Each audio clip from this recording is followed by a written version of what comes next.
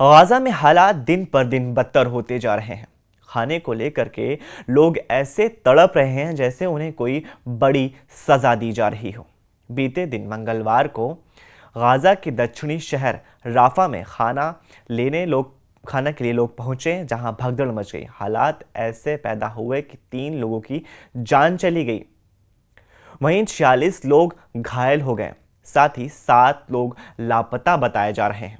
अल जजीरा की रिपोर्ट के मुताबिक भगदड़ इजरायली सैनिकों के हवा में फायर करने के बाद मची थी। वहीं इजरायल सेना ने कहा कि उसके सैनिकों ने भीड़ को नियंत्रण में रखने के लिए चेतावनी के तौर पर गोलियां चलाई थी।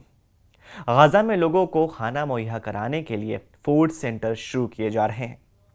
राफा शहर में ऐसे ही एक सेंटर पर खाना लेने के लिए हजारों की तादाद में भीड़ इकट्ठा हुई, जिसके बाद यह हादसा पेश आया। यह हादसा वहां तनावपूर्ण हालात और संसाधनों की कमी को दिखाता है। गाजा में खाने की भारी कमी और बढ़ती महंगाई के कारण लोग राशन और खाने के लिए भीड़ जमा कर रहे थे। इसी दौरान भगदड़ मच गई, जिससे कुछ लोग दब गए। प्रशासन और राहत एजेंसियां मौके पर पहुंची और लापता लोगों की खोज में जुट गईं। गाजा के सरकारी मीडिया कार्यालय ने एक बयान में कहा कि राफा में मंगलवार के दिन जो कुछ भी हुआ वो एक जानबूझकर किया गया नरसंहार और एक पूर्ण युद्ध का अपराध है। अंतर्राष्ट्रीय संगठनों ने इस मामले पर चिंता जताई है और मानवतावादी मदद बढ़ाने की अपील भी की है। जानकारी के अनुसार गाजा में फिलहाल 1 हफ्ते के लिए मदद पहुंचाई जाएगी। इस दौरान इजराइल गाजा में खाना बांटने के लिए नए वितरण केंद्र बनाएगा। ये सेंटर इजरायली सेना की निगरानी में रहेंगे, जिसको अमेरिकी कंपनी हैंडल करेंगी। नई व्यवस्था के तहत गाजा के लोगों को गाजा ह्यूमैनिटेरियन फाउंडेशन यानी GHF के जरिए मदद दी जाएगी। हालांकि कई सहायता एजेंसियों ने इस योजना की आलोचना की है। उनका कहना है कि इससे मानव अधिकार का उल्लंघन होगा। अब GHF के बारे में बात करते हैं कि ये क्या होता है। GHF स्विट्जरलैंड में रजिस्टर्ड है। इसे पूर्व अमेरिकी मरीन जैक वुड्स इसे चलाते हैं। संयुक्त राष्ट्र UN का कहना है कि वो GHF के साथ काम नहीं करेगा क्योंकि ये निष्पक्ष नहीं है। गाजा में GHF के 4 वितरण केंद्र खोले जाने की तैयारी है, जबकि UN के पूरे गाजा में 400 वितरण केंद्र पहले से ही ओपन है। अगर GHF से गाजा के लोगों को खाना मिले तो बहुत कम लोगों तक ही मदद पहुंच पाएगी। वहीं पिछले 2.5 महीने में गाजा में UN और बाकी एजेंसियों ने खाद्य भंडार पूरी तरह से खत्म हो गए हैं। खाने पीने के सामानों की कमी के चलते गाजा में भुखमरी का खतरा लगातार बढ़ता जा रहा है, जिसकी वजह से अमेरिका समेत कई देशों का इजराइल पर दबाव भी बढ़ता रहा। जिसके बाद PM बेंजामिन नेतन्याहू ने बीते रविवार को गाजा पट्टी में ज़रूरी मदद फिर से शुरू करने का आदेश दिया था। नेतन्याहू ने कहा कि गाजा में मदद पहुंचना ज़रूरी है ताकि गाजा में भुखमरी की स्थिति पैदा न हो, क्योंकि इससे हमास के खिलाफ चल रहे सैन्य अभियान को नुकसान हो सकता है। आगे उन्होंने कहा कि इजराइल ये सुनिश्चित करेगा कि मदद सिर्फ ज़रूरतमंद लोगों तक पहुंचे।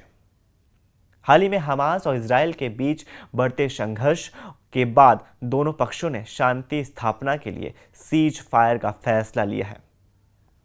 ये घोषणा जारी हिंसा को रोकने की दिशा में एक कदम माना जा रहा है। सीज फायर के तहत दोनों तरफ से फायरिंग और मिसाइल हमलों को रोकने का वादा किया गया है। इस दौरान स्थानीय नागरिकों की सुरक्षा को प्राथमिकता दी जाएगी। अब बात करते हैं कि सीज फायर ज़रूरी क्यों था। पिछले कई दिनों में गाजा में काफ़ी ज़्यादा हिंसा हुई थी, जिसमें कई हज़ार लोगों की मौत हो गई, जिसके बाद से अंतर्राष्ट्रीय दबाव बनाया गया।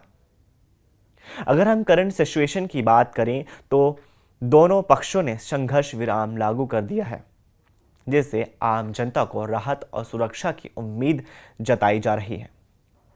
रॉयटर्स के मुताबिक इस प्रस्ताव में इजराइल की तरफ से कई फिलिस्तीनी कैदियों की रिहाई का मुद्दा भी शामिल है, जिन्हें लंबी सजा काट रहे सैकड़ों कैदी शामिल हैं।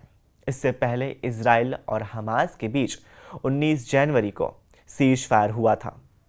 हालांकि 2 महीने बाद यानी 18 मार्च को इजराइल ने गाजा में कई जगह मिसाइल अटैक करके इसे तोड़ दिया था। इजराइल ने गाजा पट्टी के 77% हिस्सों पर कंट्रोल हासिल कर लिया है। अल जजीरा की रिपोर्ट के मुताबिक यह दावा गाजा के सरकारी मीडिया ऑफिस ने बीते रविवार को किया था। उन्होंने इजराइल पर नरसंहार का आरोप लगाते हुए संयुक्त राष्ट्र और अंतर्राष्ट्रीय समुदाय से तुरंत हस्तक्षेप करने की मांग की है। बयान में कहा गया है कि इजरायली सेना ने बफर जोन, सुरक्षा कॉरिडोर और भारी गोलाबारी के जरिए गाजा के उत्तरी और दक्षिणी हिस्सों को अपने कब्जे में ले लिया है। बीते एक सप्ताह में 500 से अधिक लोगों की मौत हो चुकी है। इजराइल और हमास के बीच जारी संघर्ष ने पूरे इलाके को मानवीय संकट में ढकेल दिया है, जिससे मानवीय संकट और भी खतरनाक हो गया है। बीते हफ्ते यानी 24-25 मई को इजरायली हवाई हमले में कम से कम 182 यानी 182 फिलिस्तीनी मारे गए हैं, जिनमें कई मासूम बच्चे, महिलाएं और बुजुर्ग शामिल हैं। 7 अक्टूबर 2023 से शुरू इजराइल हमास जंग में अब तक 55,000 से ज़्यादा फिलिस्तीनियों की मौत हो चुकी है, जिनमें हजारों बच्चे, महिलाएं और बुजुर्ग शामिल हैं। गाजा की मीडिया कार्यालय ने इजराइल पर आरोप लगाया कि वह गाजा पट्टी से फिलिस्तीनी आबादी खाली करने की साजिश रच रहा है। ऑफिस ने कहा कि इजरायली सेना ने जबरन बेदखली, बमबारी, सहायता रोककर गाजा को तबाह कर दिया। ये पूरी तरह से एक नरसंहार है। कार्यालय ने दावा किया है कि गाजा का 70% से ज़्यादा बुनियादी ढांचा पूरी तरह से बर्बाद हो चुका है और करीब 19 लाख से ज़्यादा लोग बेघर हो चुके हैं। वहीं इजरायली अधिकारियों ने इन आरोपों को खारिज किया है। गाजा में अपनी कार्रवाइयों को हमास के खिलाफ टारगेट ऑपरेशन करार दिया है। इजरायली अधिकारियों ने कहा कि उनके हमले आतंकी संगठन हमास को खत्म करने के लिए हैं। वहीं इजरायली प्रधानमंत्री बेंजामिन नेतन्याहू ने हाल ही में घोषणा की थी कि गाजा में सैन्य अभियान तब तक जारी रहेगा जब तक हमास पूरी तरह से नष्ट और बर्बाद नहीं हो जाता। संयुक्त राष्ट्र और मानवाधिकार संगठनों ने गाजा में मानवीय संकट पर चिंता जताई है। यूनिसेफ और विश्व खाद्य कार्यक्रम यानी WFP ने 12 मई को चेतावनी दी कि गाजा में 96% बच्चे कुपोषित हैं और अकाल का खतरा लगातार बढ़ता ही जा रहा है। गाजा में मौत आंकड़ा सिर्फ एक संख्या नहीं, बल्कि हर मौत के पीछे एक परिवार की तबाही की कहानी है। इस वीडियो में नीचे कमेंट करके अपनी राय शेयर कीजिए और ज़्यादा से ज़्यादा इस वीडियो को अपने फैमिली ग्रुप, दोस्तों में शेयर कीजिए। शुक्रिया।